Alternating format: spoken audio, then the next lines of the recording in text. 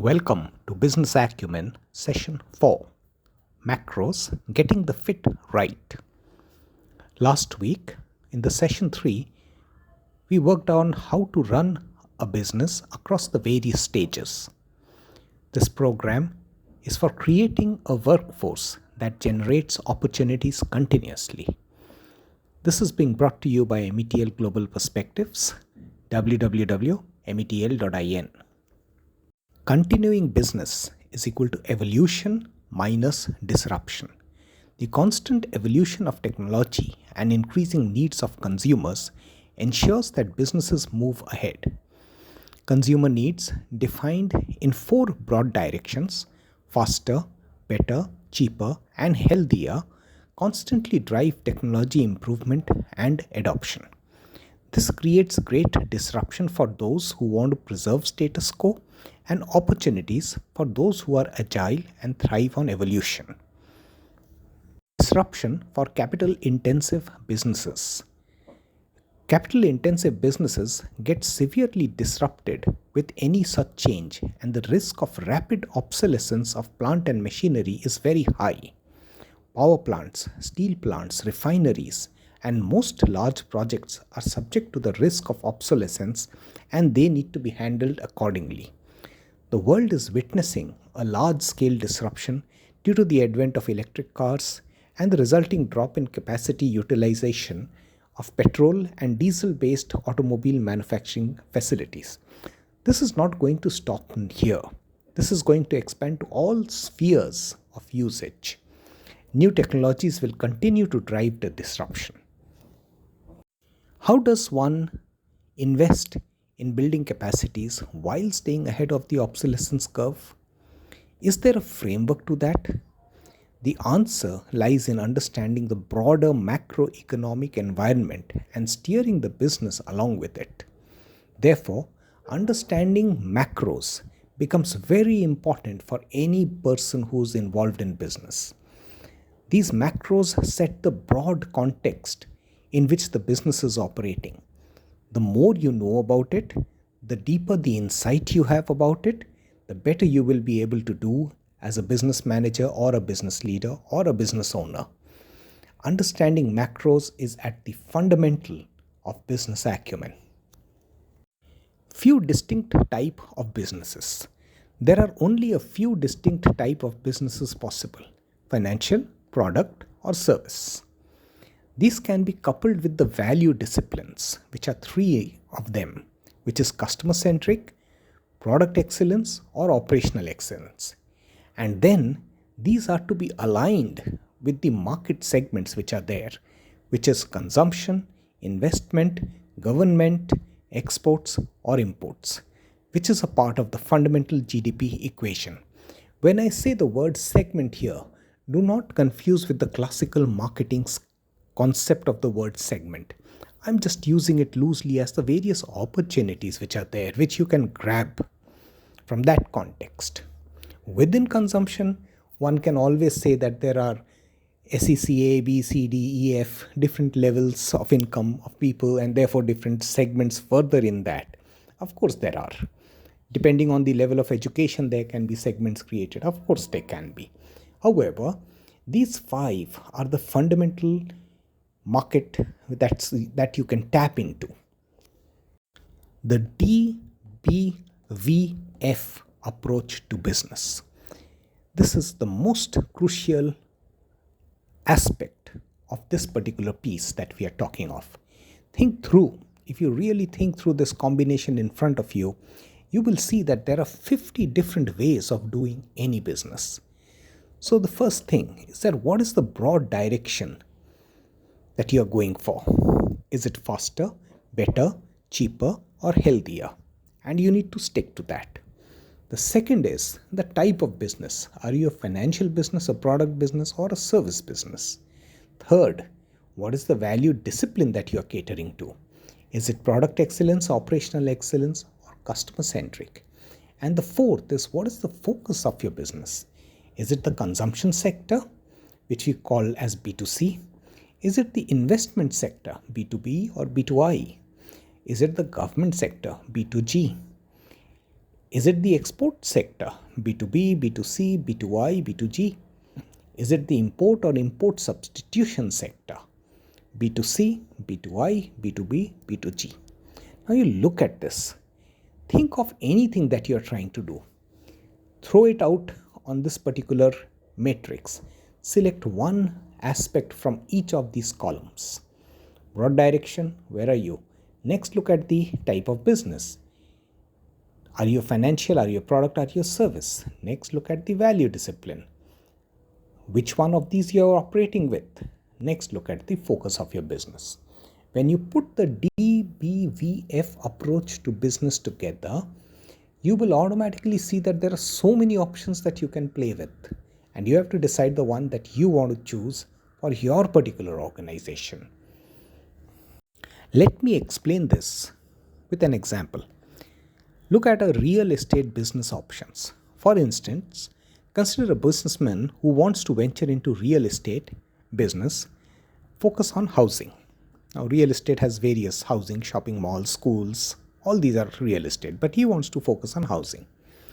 The options are to become a financier, builder, or developer.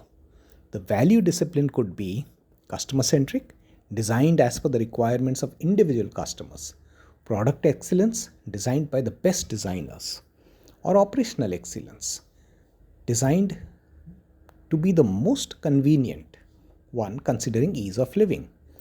Business focus, therefore, could be around residential layout and villas, commercial buildings, government properties, overseas development, or setting up world-class retiral facilities for those who want to return having stayed overseas for their entire work span. Now think of these options. These will give you different combinations to work with, and depending on what is the core strength that you have, you can figure out what is to be done. A lot of people, without thinking this, get into a business and then they get confused as to what they are supposed to do. They try to become the financier and the developer. They try to just buy a land parcel, or maybe they have a land parcel and they just want to get into it. Then they keep confusing things, and then they can't make a name for themselves and become a me too in spite of having all the financial or the technical ability with them. Be very clear. Who are you going to be? Use the DBVF approach. Exploring options. This individual then needs to explore the possible options and get into the right business based on the prevailing macroeconomic environment and the possible future scenario. While businessmen get carried away by the prevailing opportunity in the urge to grab it, they forget to consider the macroeconomic environment, or they assess it incorrectly. As a result, business feasibility suffers and long-term viability of business gets eroded. Even if one were to grab the right opportunity, it may be too big for them to finance, leading to the erosion of the business, as it would not be feasible to provide for the various costs. So it's very crucial to get your macro configuration of the business right, to take the steps accordingly, and then scale up when you are ready with the right configuration and the right business framework and model around it. The fundamental equation. At a broad level, getting macros straight for a business means identifying what the business needs to do to stay relevant to the following spaces. Consumption sector. Do they need to focus on consumers directly? What is the target segment? What would be the product price placement and promotion strategy? How attractive is the sector currently and in the near future? Investment sector. Do they want to go into business to business space or business to investment space? What is or business to institution space? What is the approach? What is the go-to market strategy and the business model? How attractive is the sector currently and the near future? Government sector. Do they want to address the government requirements? If so, what are the government departments to focus on, and what is the model of engagement? How attractive is the sector currently and in the near future? Export sector. Do they want to export to countries with favorable tax regimes? If so, what will be the approach to cover the global opportunity? How attractive is the sector currently and in the near future? Import sector. Do they want to import technology or products? Or import substitute some items coming into the country? If so, what will be the approach and how will it cater to the business possibility? How attractive is the sector currently and in the near future? When you use the macroeconomic equation, the fundamental equation, you get to so many possibilities in front of you, and that's very vital to be kept in perspective. Getting it right and not so right. When it comes to forecasting and getting it right, it's easy to ask the right questions, but very difficult to get the answers. Some leaders have got it right. For example, Lee Byung-chul, who's the founder of Samsung, Steve Jobs, founder of Apple, Azim Premji, Wipro CEO and founder. I think it was founded by his father, but as far as I know, he is the person responsible for Wipro Technologies become so big. Zhang Ruimin, founder of Haier Group, while many have not. For example, Kim Woo-chun, founder of Daewoo, Stephen Elop, CEO of Nokia, Narendra Patni, founder of Patni Computers, Richard Severin Flood Jr., chairman and CEO of Lehman Brothers. So it's not about the intellect. All the people here are extremely intelligent. It's about getting the macros right, reading it right. Getting it right again and again. The macroeconomics keep evolving and changing. The ones who get it right over and over again have very clearly defined the business direction, type, proposition, and the focus. Also, they constantly evolve and do not get it wrong. Managers who keep changing priorities and try to grab any possible opportunity mindless of these four fundamentals end up wasting energy, managerial time and attention, resources, and capital. Remember, in a competitive environment, misdirection is enough to let the competitors grab the opportunity and inflict significant damage to the erring business. Organizations that want to grow in multiple radial directions must give enough thought to the way the businesses will operate, or else the entire company can collapse, despite having availability of enough capital to fund and the radial growth plans. So one has to be very cautious, and the DBVF framework can help in this process continuously, again and again. While it showcases the opportunities, it also showcases your strength. You can then identify what to grab. Global realities, factoring them in. Globally, as the macroeconomic environments change, businesses must anticipate this and figure out a way in which they want to operate in different economic conditions. Business leaders spend time configuring ways in which they can handle the China reality, the US political environment, the EU reality, the upcoming markets in India, OPEC influence, and struggling countries like Venezuela.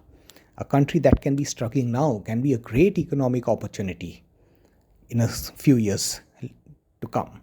Capital expenditure and operating expenses must be aligned to the realities. All this while keeping enough room to navigate the challenges that the new economies can bring. For example, Bloom Energy, lab meat, 3D printing, hydroponics, driverless cars, and many more to come. Think about it. What are your thoughts at this point? What do you need to know more about? What do you need to do? Have you applied the DBVF approach to your business? Do you have all aspects of fundamental equation covered? Questions. Do you have the macros in place for your business? Have you applied the DBVF approach to your business? Have you catered to the fundamental business equation, the GDP equation? Message me your ideas and I'll revert to you as soon as I can. Reach me at saugata@metl.in or WhatsApp me at 9966027808. Next week, we'll do the session 5, identifying and creating the business opportunity.